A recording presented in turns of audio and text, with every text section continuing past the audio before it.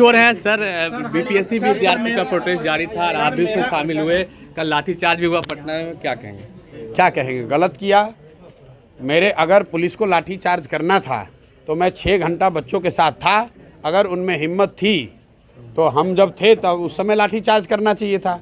हमारे वहाँ से आने के बाद 45 मिनट के बाद बच्चों को घेर कर मारना, ये उन्होंने गलत किया है। और गलत किया है तो इसका सज़ा भी उनको सज़ा भी मिलेगी। उनको कोर्ट में ले जाएंगे, उन पर केस करेंगे, उनको ह्यूमन राइट्स में ले जाएंगे। जो यहाँ पटना में हीरो बनने वाले सब अफसर घूम रहे हैं, इनको पहली बार जीवन में पाला पड़ा है मेरे से। उनको बताएंगे कि अफसरी क्या होती है और रूल ऑफ लॉ क्या होता है। ऐसा नहीं है कि आप डंडा ले लिए हैं, वर्दी पहन लिए हैं तो जिसको मन होगा उसको 2 लाठी मार के निकल जाइएगा।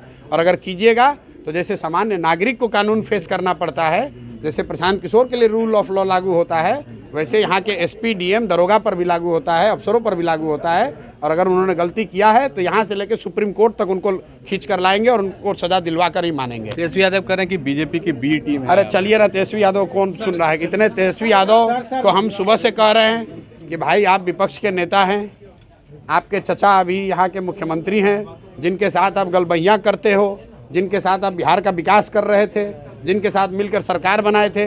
तो एक बार अपने बंगले से उठो, चचा से जाके बात कर लो, बच्चों के साथ इंसाफ करा दो।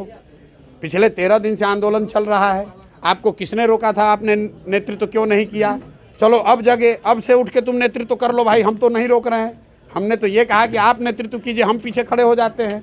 बच्चों के लिए कुछ काम तो करा दो, लेकिन बंगले से निकलोगे तब तो कुछ करा पाओगे। अभी तो न्यू ईयर की छुट्टी मनाने जाओगे, 11 बजे सोकर उठोगे और आप हमको बता रहे हो। एक आखिरी सवाल सर, अगला कदम क्या होगा प्रशांत किशोर? अगला कदम मैंने आपको बताया। पहला कदम तो ये है कि जिन पदाधिकारियों ने कल मेरे वहाँ से हटने के बाद पीछे से बच्चों पर बर्बरतापूर्ण लाठी चलवाई है, उनको कानूनी तहत, जो भी कानूनी प्रक्रिया है उसके तहत उनको सज़ा मिलनी ही मिलनी है। उनको कोई अफसर, कोई पदाधिकारी, कोई नेता यहाँ उनको बचा नहीं पाएगा। उनको पता नहीं है, उन्होंने गलत व्यक्ति से पंगा ले लिया है, क्योंकि वहाँ मारने की जरूरत नहीं थी, बच्चे खुद जा रहे थे। और अगर आपको मारना था तो जब हम खड़े थे तब मार देते, तब देखते आपकी हिम्मत कितनी है।